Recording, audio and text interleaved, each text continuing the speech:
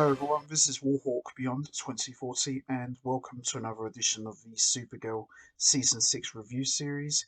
And today I am going to be talking about episode 16, Nightmare in National City, which I have just finished watching. And this episode was okay. It wasn't the greatest episode, but I thought this one was pretty decent and fairly enjoyable with some interesting stuff going on here. And of course, we saw a little surprise at the end, which wasn't really much of a surprise. We kind of knew this was coming because of the way episode 15 ended and the way they've been teasing this little surprise. Wasn't really that much of a surprise, but it was still a pleasant one nonetheless. And this episode, for me, was not the worst, but not the greatest. I would say it was kind of in the middle, but at the same time, I quite enjoyed it. And for me, the highlight of this episode was probably the Dreamer stuff once again. I wonder if they are going to give Dreamer her own spin off series after Supergirl concludes, but we'll just have to wait and see, really. But I thoroughly enjoyed the Dreamer stuff the most out of this episode. The whole Nixley thing going on doesn't really appeal to me that much. I think this could have been wrapped up maybe after the Phantom Zone stuff. Once that was finished, I think they could have just ended it right there and maybe moved on to something else. But the ending involving Nixley and this little surprise, I think could help set up for the next few episodes and make them really good, in my opinion.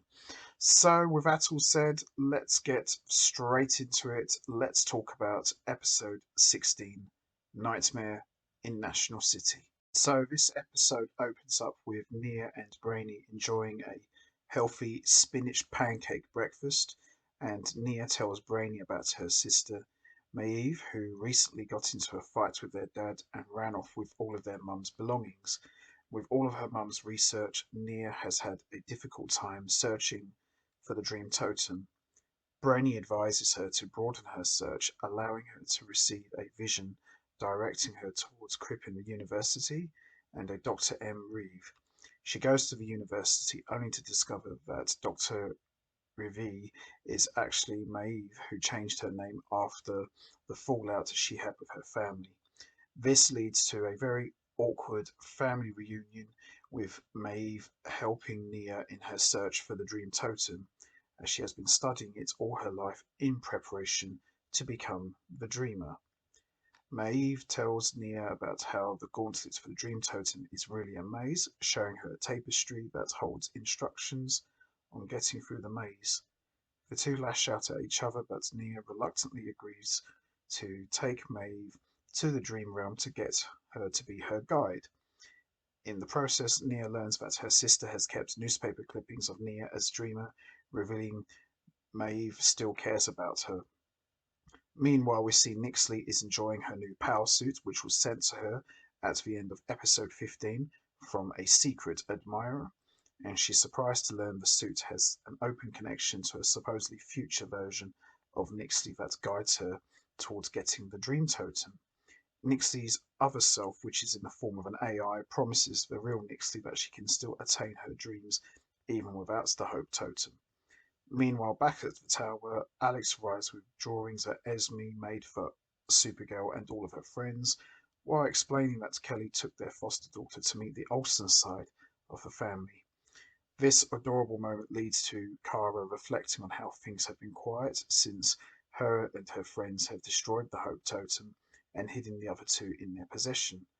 Unaware of Nixley's new secret ally, Kara and her friends think the battle is finally over. Kara plans to hold an interview with the leaders of Porta Maltese and Casnia, where the two nations almost went to war with one another in the previous episode.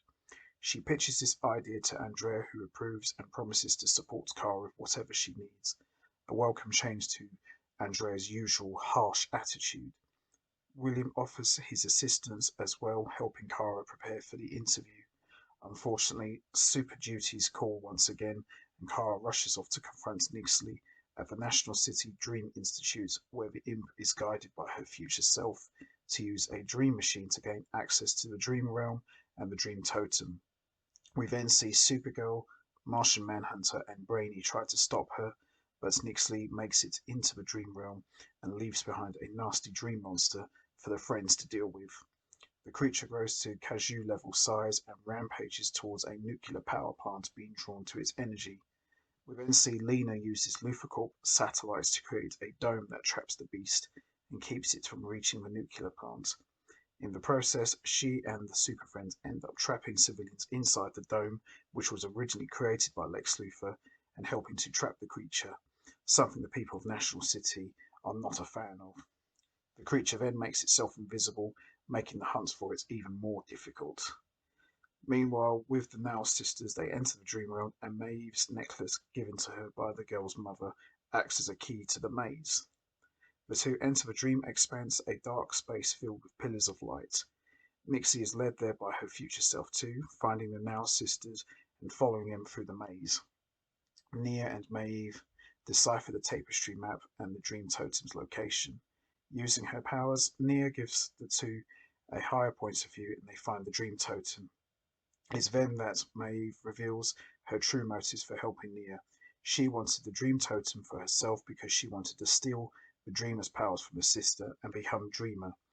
Unsurprisingly, the totem reveals this when it states that Maeve is not of pure heart, which is why she never became Dreamer in the first place. Maeve reveals that she's still in pain over not becoming Dreamer, as she feels that she prepared this for her whole life. Interesting bit of backstory, I think, and it's quite interesting to learn that Nia was not supposed to be the Dreamer originally, but I think it makes perfect sense that she does because she's more pure of heart. Nia reveals her true feelings as well, stating that she has no pity for her sister, as Maeve assumes she would become the Dreamer without any proof. The sisters go into an argument, however, are cut short by the arrival of Nixley, who uses the suit's armor's gauntlets to fight Dreamer, who rushes in to protect her without a second thought. Maeve uses her mother's necklace to boost Dreamer's power, successfully holding off Nixley, though not before she grabs the Dream Totem and escapes. While dealing with the public fallout, Kara works with William to prepare for her interview as Lena and Brainy work on a device that can create a portal to the dream realm. Andrea interrupts to tell Kara she set up a meeting for Kara with the Chief Kasnian treaty negotiator to help Kara prepare further. While things seem to be going Kara's way, she and William argue over how Kara and her friends are handling Nixley and the dome situation. Meanwhile, Lena and Brainy struggle to finish the portal device quickly as Alex begs the governor for more time. The governor gives Super Friends 12 hours to take down the dome before the National Guard arrives to intervene. A mob ends up trying to break out and Supergirl must stop them, resulting in her missing the appointment with the Kasnian negotiator. Andrea calls Kara, berating her for missing the appointment and explains to Kara that she allows Kara to leave whenever she wants and disappears for weeks because of how good a reporter she is. However, Kara's recent actions cause Andrea to regret that leniency, and she tells the young reporter to step up. This leads to Kara reflecting on how she's felt, that she's been one step behind ever since returning to the world from the Phantom Zone. With only 1 hour left before the National Guard takes over, the Super Friends are down to the wire in trying to find the creature and return it to the dream realm. William arrives to try and get a statement from Supergirl to help reassure National City, but she flies off without comment to make it to her interview with the world leaders. As she arrives on time and learns the world leaders are ironically running late. In typical superhero fashion, Kara is forced into becoming Supergirl once again when the National Guard takes the force field down and the creature reappears. She and her friends get the creature back to the dream realm with no help from the National Guard that nearly botched the entire mission. Though Supergirl saves the day, Kara ends up getting back too late for the interview as the world leaders left when they couldn't find her. Oh, poor Kara. Though the Now sisters return empty-handed, they take the first step in repairing their relationship, and Nia offers Maeve one final chance to be her sister, stating that she can't forgive Maeve but wants to be sisters again. Most importantly, Maeve apologizes for stating Nia isn't a real woman, and admits that Nia was always meant to be the dreamer. Maeve gives Nia their mother's necklace and the two share an embrace, with their relationship finally put on the right path. All this dreamer stuff, I think I definitely would like to see her have her own spin off series. Maybe not as an ongoing thing, maybe for I don't know, maybe like one season with 8 to 10 episodes. I think I could get behind that. Brainy gets news of Nia and her sister's dream realm adventure, informing Supergirl that Nixie got away with the dream totem. Kara has a conversation with William where they reflect on one of Cat Grant's famous quotes: "You can have it all, but you can't have it all at the same time." She goes to Andrea, who reveals to the girl still that she managed to convince the world leaders to stay in town for another day, giving Kara another chance at the interview. That makes Kara's response even more shocking. She turns around and ultimately decides to quit and focus fully on her efforts on stopping Nixley. Now, Kara quitting is something that's kind of been teased before, many seasons back, but Cat Grant convinced her to stay. But to see her actually quit now kind of brings everything full circle. So you can clearly see that this is gearing up towards the end of the season. So I'm wondering how Kara, the person, as in Kara Danvers, I wonder how she will go forward with her character now that she's walked out on Catco. After many years of working at Catco, Kara makes the difficult decision to walk away from her civilian life and become Supergirl full time. She talks to William again as Supergirl, offering to provide a statement over the recent events and apologizing for the Super Friends' failures in stopping Nixley. Back on Mitch's ship, Nixley places the Dream Totem in her gauntlets after being instructed to do so by her other self. The gauntlets use the energy to summon, and this leads to a surprise appearance in the form of Lex Luthor. So now we see Nixley and Lex Luthor have now officially joined forces, and that's how we end episode 16. Like I said, this was an okay episode. There were some aspects of this I enjoyed. Probably the Dreamer stuff I enjoyed the most. The rest of this episode, maybe not so much, but it wasn't terrible. I just didn't really care for it that much. And Lex Luthor reappearing at the end wasn't really much of a big surprise because they did kind of hint at this at the end of episode 15, where the secret admirer gave Nixley a new battle suit. So it's not really that much of a big surprise, but it's always good to see John Cryer back, and he's an awesome Lex Luthor. And now that him and Nixley are officially working together, this definitely makes the next few episodes leading up to the series finale a lot more interesting and definitely a lot more exciting, because I feel Lex Luthor added to the mix makes things a bit more bigger, and Lex Luthor can bring out the best in anyone, and I think you need someone like that because I feel the Nixie stuff's getting a little bit on the dry side. So having Lex Luthor added to the mix definitely is a boost up, in my opinion. So that's going to be it from me. I am going to wrap this up now. What did you think of episode 16? Did you enjoy it? What was your thoughts on Kara Danvers quitting Catco? Do you think maybe she did the right thing?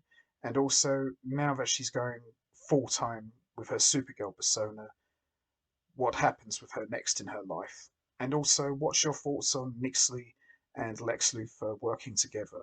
Are you surprised that Lex Luthor is the secret admirer, or not really? And also, what plans do you think they have for Kara and all of her super friends?